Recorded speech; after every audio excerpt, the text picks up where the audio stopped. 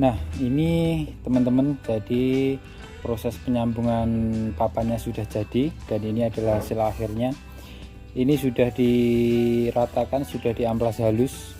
Nah, saya akan mereview bagaimana hasil dari kualitas dari sambungan memakai lem crossbond. Nah, jadi untuk sambungannya tadi ada di bagian sini dan sini ya, jadi ada 3 papan dijadikan satu.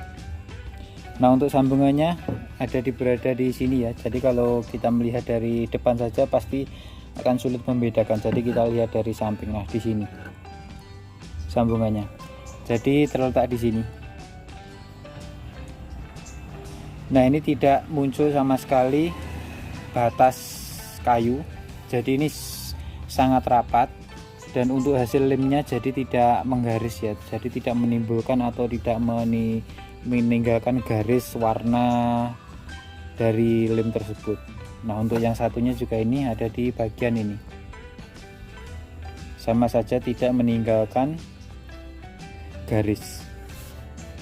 Nah, untuk hasil penyambungan papan ini tentunya yang diinginkan pasti bersih tanpa tinggalan garis ya, karena kalau kita kadang menyambung pasti akan meninggalkan garis hitam atau biru dan lain sebagainya.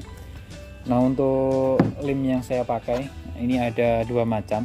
Jadi teman-teman, kalau misal proses penyambungan papan seperti ini, jadi beberapa papan disambungkan menjadi satu, teman-teman memakainya yang crossbond X4 ini ya. Jadi ada lambangnya, ada di bungkusnya itu ada X4.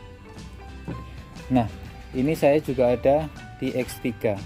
Jadi bedanya untuk yang X3 teman-teman gunakan untuk bagian penyambungan, misal tutup mahar pernikahan ini, jadi yang mengikat, jadi seperti sambungan ini, jadi mengikat satu dan satunya mengikat jadi satu seperti ini ya. Jadi teman-teman memakainya yang X3.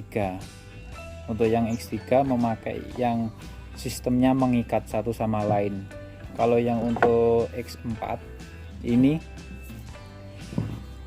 cukup untuk menempelkan satu sama lain. Jadi bedanya itu ya, untuk lem crossbond X4 dan X3. Perbedaannya cuma untuk penyambungan papan ditempel dan yang satu untuk yang saling mengikat. Kalau yang mengikat contohnya untuk berbagai macam sambungan ya, biasa digunakan untuk furniture. Nah, untuk hasilnya yang untuk X3 juga sama, tidak meninggalkan garis ya, jadi dia bersih. Nah, kayaknya cukup sekian dulu review untuk pemakaian lem crossbond untuk proses penyambungan papan jati Belanda untuk kebutuhan mahar pernikahan dan tutup mahar pernikahan. Jika teman-teman ada yang ditanyakan bisa ditulis di kolom komentar atau langsung hubungi nomor WA saya. Kayaknya cukup sekian dulu untuk video kali ini, semoga bermanfaat dan menginspirasi.